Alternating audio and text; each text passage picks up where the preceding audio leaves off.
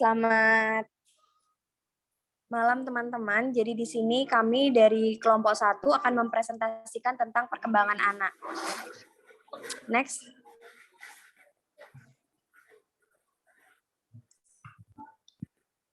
Oke, jadi yang pertama adalah perkembangan fisik anak. Nah, perkembangan anak ini sebelumnya itu adalah pembentukan bertahap yang ditentukan secara biologis, karakteristik, dan sifat yang muncul saat anak belajar dari pengalaman.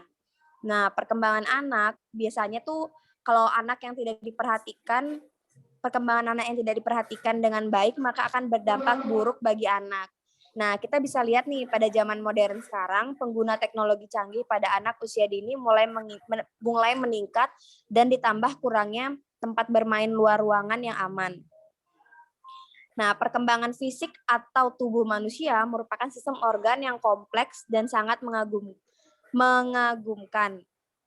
Nah, dari sini ada nih yang namanya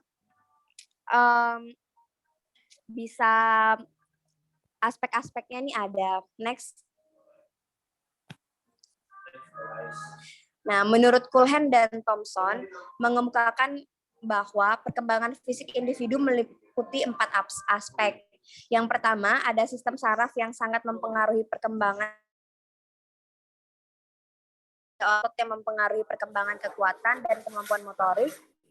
Yang ketiga ada kelenjar endokrin.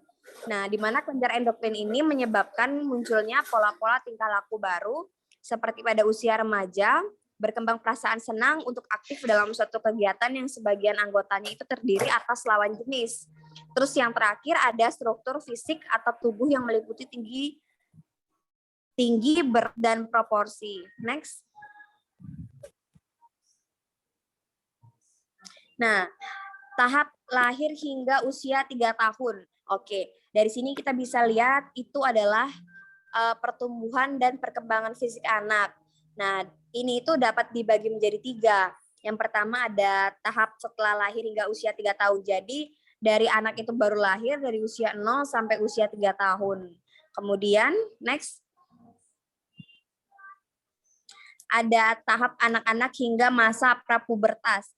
Oke, di sini tuh masa prapubertas itu dialami oleh anak-anak umur 3 sampai 10 tahun. Nah, di masa ini mereka masih tahap yang bermain-main seperti itu. Kemudian next. Ada tahap pubertas. Nah, tahap pubertas ini itu dari usia 10 sampai 14 tahun. Nah, kemudian pada saat masa pubertas ini muncullah masa di mana anak-anak itu sudah mulai tumbuh jakun untuk para laki-laki dan untuk perempuan sudah mulai yang namanya menstruasi. Dan ada juga yang namanya tahap remaja. Tahap remaja ini dari usia 12 tahun ke atas. Nah, tahap remaja ini itu mulai dari masa-masa remaja ini yang mulai mengenal laki-laki atau mengenal perempuan, mengenal lawan jenisnya, dan mengerti cinta-cintaan. Next.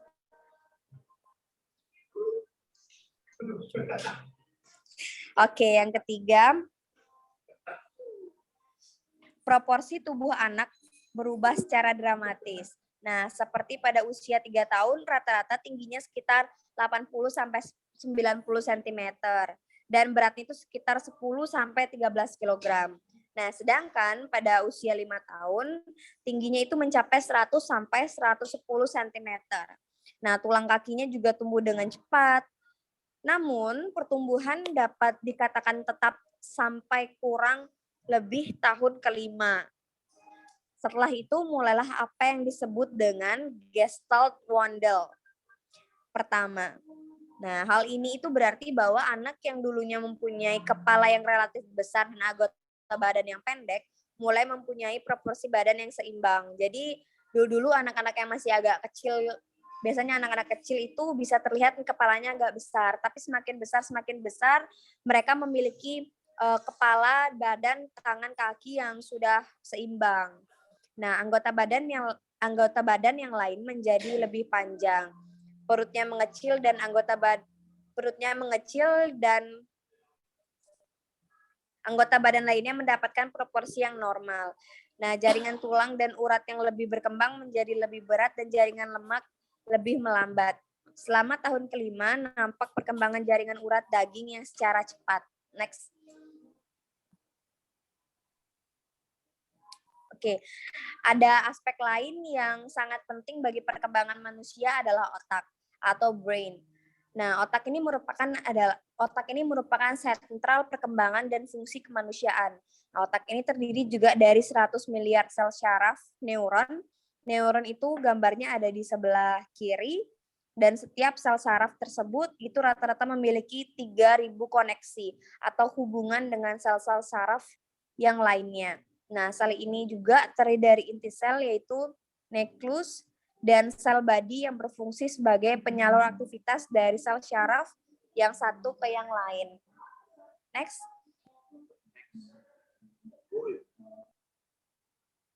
Lalu yang kedua ada perkembangan kognitif anak. Pengertian perkembangan kognitif pada anak menurut Piaget, anak dari usia 0 sampai 2 tahun berada pada tahapan sensori motorik.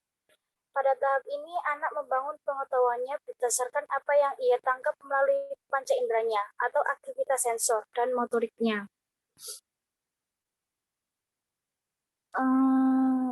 Mereka menggunakan sistem sensori motorik bawaan seperti menghisap, menggenggam, dan aktivitas motorik kasar untuk membangun pengetahuan mereka.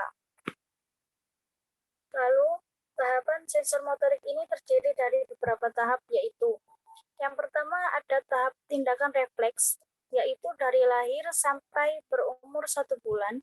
Selama tahap ini, anak biasanya menghisap dan menggenggam segala sesuatu. Hal ini diatur oleh tindakan refleks mereka. Karena refleks ini tidak bisa dipilah-pilah, maka mereka akan merespons segala sesuatu dengan cara yang sama terhadap suatu benda. Lalu yang kedua ada tahap reaksi sirkuler primer, yaitu dari umur 1 sampai 4 bulan. Yang mana pondasi tahap ini ialah memodifikasi tindakan refleks pada tahap 1, yaitu munculnya reaksi yang baru tidak muncul pada tahap 1, seperti menghisap jempol dan tangan. Tindakan ini menggambarkan adanya koordinasi antara tangan dan mulut. Lalu yang ketiga, ada tahap reaksi sirkuler sekunder dari usia 4 sampai 8 bulan. Tahap ini dicirikan oleh tindakan-tindakan berulang yang dimaksudkan untuk mendapatkan respon yang sama dari sebuah objek. Contohnya, anak mengguncang-guncangkan mainan untuk mendapatkan bunyi yang sama. Lalu yang keempat ada tahap koordinasi skema sekunder dari umur 8 sampai 12 bulan. Selama tahap ini, anak menggunakan cara-cara tertentu untuk mencapai tujuannya. Contoh, menggerakkan mainan serta ia juga mulai mencari objek atau benda yang tersembunyi. Yang kelima ada tahap reaksi sirkuler, yaitu dari umur 12 sampai 18 bulan. Tahap inilah puncaknya periode sensori motorik. Anak mulai melakukan eksperimen, ia mengulangi tindakan dan memodifikasi perilaku yang berulang-ulang untuk melihat apa yang akan terjadi. Lalu yang keenam ada tahap kecerdasan representasional dari umur 18 sampai 24 bulan. Tahap ini yaitu masa transisi dari sensori motorik menuju representasi simbolik. Pada tahap ini, anak mengembangkan kemampuan mengingatnya dan mengulang kembali tindakan-tindakan yang pernah ia lihat proses meniru. Anak juga menghadirkan gambar menjadi seperti sesuatu dunia nyata. Misalnya membangun rumah-rumahan dan balok. Lalu ada beberapa tahapan yang bisa menstimulasi sensor motorik, yaitu menyediakan mainan interaktif, yang mana bisa mengaktifkan berbagai panca indera, seperti mainan yang juga memiliki suara dan berbagai warna, bermacam bentuk, dan beraneka ragam tekstur.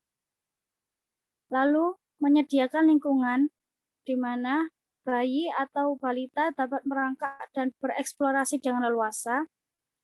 Yang ketiga, ajak anak bermain, seperti bermain peta umpet dan mencari benda yang disembunyikan untuk memfasilitasi tahapan ini seperti keaktifan anak. Lalu, ada menyediakan lingkungan yang kaya bahasa. Maksudnya ialah orang tua dapat menyebutkan benda yang menarik dan diraih oleh anak dan mengulangnya dengan secara konsisten. Selanjutnya ada perkembangan emosi anak. Next. Pada usia 18 bulan sampai 3 tahun. Di usia ini, biasanya anak sudah mulai mencari-cari aturan dan batasan yang berlaku di lingkungannya. Fase ini anak mulai belajar membedakan cara yang benar dan salah dalam mewujudkan keinginannya.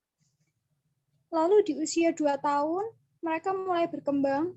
Fase ini orang tua dapat membantu anak mengekspresikan emosi dengan bahasa verbal. Anak akan mulai memahami keterkaitan ekspresi wajah dengan emosi dan perasaan. Bagaimana orang tua sedih, bagaimana, marah, bagaimana, senang, bagaimana. Lalu di usia 2-3 tahun, anak mulai mampu mengekspresikan emosinya dengan bahasa verbal. Anak mulai beradaptasi dengan kegagalan, mulai mengendalikan perilaku dan menguasai dirinya sendiri. Selanjutnya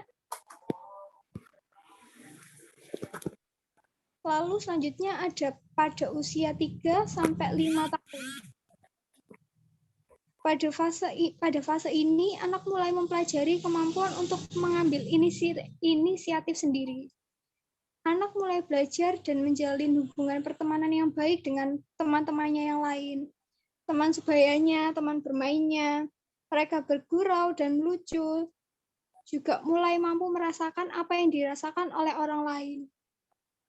Fase ini juga pertama kali anak mampu memahami bahwa satu peristiwa bisa menimbulkan reaksi emosi yang berbeda pada beberapa orang. Selanjutnya, pada masa-masa 3-5 tahun ini, anak-anak itu memiliki naluri untuk berinisiatif melakukan sesuatu hal. Ini akan membuat anak belajar mengenai arti ditanggapi dengan baik atau mereka diabaikan. Apakah mereka ditolak atau mereka diterima oleh teman-temannya di sekolah atau tidak. Kalau mereka mendapatkan sambutan dengan baik, mereka akan belajar beberapa hal. Bagaimana mereka mampu berimajinasi, bagaimana mereka mengembangkan keterampilan diri melalui aktif dalam bermain dengan bersama teman-temannya. Mereka dapat bekerja sama dengan teman-temannya, juga memiliki kemampuan menjadi pemimpin. Diawali dalam permainan-permainan kecil. Tapi bila inisiatif yang mereka miliki mengalami penolakan, maka hal ini akan membuat anak merasa takut. Jadi mereka akan selalu bergantung pada kelompok dan tidak berani mengeluarkan pendapatnya sendiri. Selanjutnya, ini pada usia 5-12 tahun, di mana anak mulai mempelajari kaidah dan aturan yang berlaku.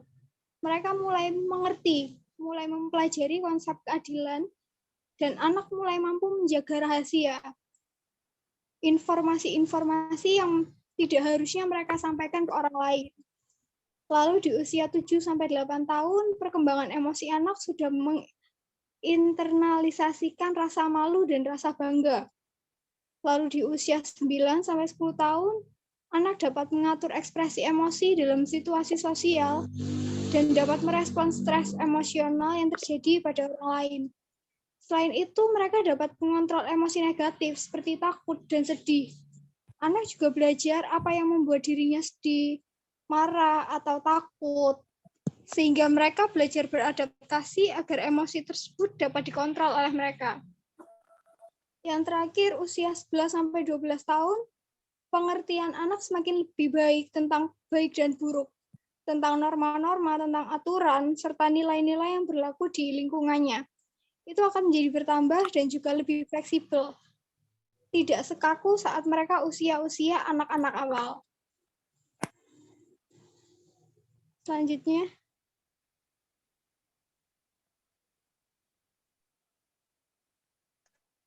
Selanjutnya, masa perkembangan sosial anak.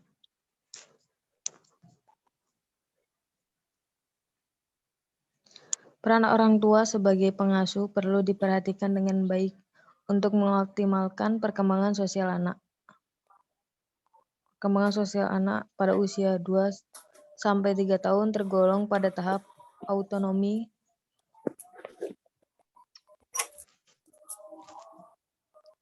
Anak pada masa ini, bila sudah merasa mampu menguasai anggota tubuhnya, dapat menimbulkan rasa otonomi. Sebaliknya, bila lingkungan tidak memberi kepercayaan atau terlalu banyak bertindak untuk anak, akan menimbulkan rasa malu dan ragu-ragu. Maka pentingnya lingkungan sekitar anak dalam melatih rasa kepercayaan diri dan sosial bisa dimulai dari lingkungan keluarga. Selanjutnya,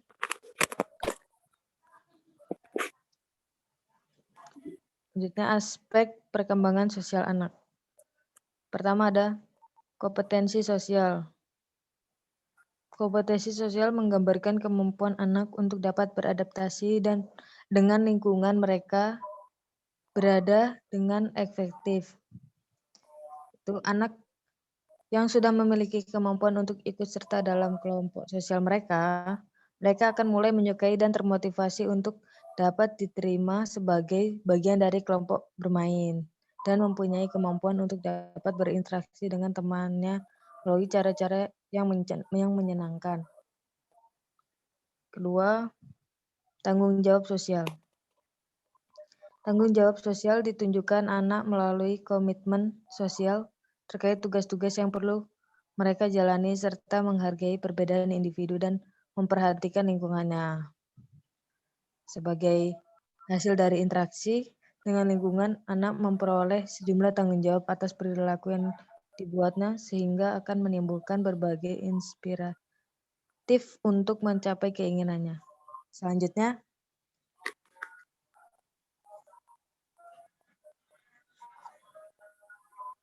beberapa bentuk perilaku sosial anak. Yang pertama, sikap ramah. Yang kedua, hasrat anak menerima sosial. Yang ketiga, empati. Yang keempat, pembangkangan. Yang kelima, agresif. Keenam, berselisih. Yang ketujuh, persaingan. Yang delapan, kerjasama. 9, tingkah laku kekuasaan. 10, mementingkan diri sendiri. Jadi beberapa bentuk perilaku sosial itu anak dapat bersikap ramah dan memiliki rasa empati serta hasrat anak penerimaan sosial terhadap lingkungan dan anak terkadang agresif dan sering berselisih, timbul persaingan ataupun kerjasama dan tingkah laku yang kekuasaan atau mementingkan dirinya sendiri. Selanjutnya,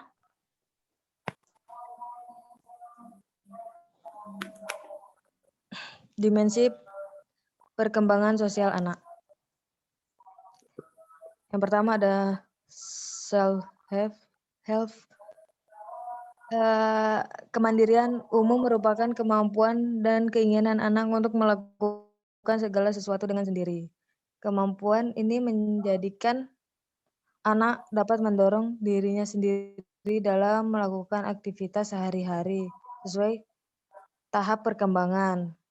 Kemampuan anak dalam menolong dirinya sendiri tersebut merupakan kemampuan dasar anak untuk dapat mandiri. Yang kedua ada self-help adalah kemampuan anak untuk menolong diri sendiri dalam hal makan, yaitu kemampuan anak usia 2-3 tahun dalam self-help eating adalah kemampuan mengambil makanan sendiri tanpa bantuan dan anak dapat memakai sendok atau garpu saat makan. Yang ketiga ada self-help dressing, merupakan kemampuan anak menolong dirinya sendiri dalam hal berpakaian, yakni mampu berpakaian sendiri. Kemampuan anak usia 2-3 tahun adalah membuka dan memakai kembali bajunya sendiri.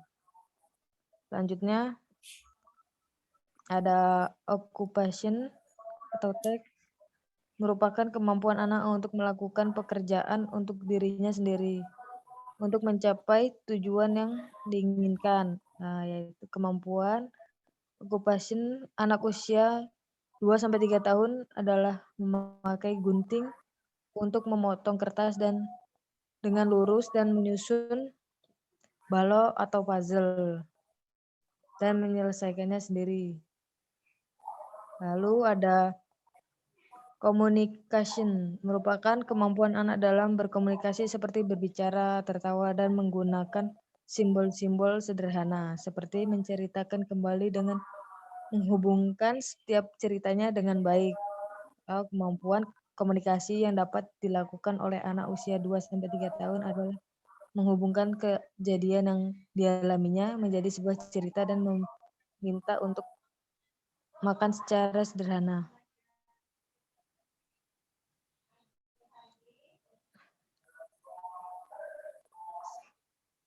Selanjutnya bisa dilanjut dengan teman saya. Selanjutnya ada perkembangan bahasa anak. Di tahap perkembangan bahasa anak ini, menurut Elizabeth Harlock, perkembangan bahasa anak usia dini itu ditempuh melalui cara yang sistematis dan berkembang bersama-sama dengan pertambahan usianya. Anak mengalami tahapan perkembangan yang sama, namun yang membedakannya antara lain ada sosial keluarga, kecerdasan, kesehatan, dorongan, hubungan dengan teman yang turut mempengaruhinya. Ini berarti lingkungan turut mempengaruhi perkembangan bahasa anak. Next.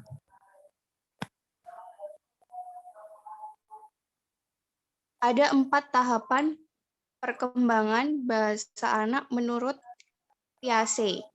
Yang pertama ada tahap sensori motor usia 0-2 tahun.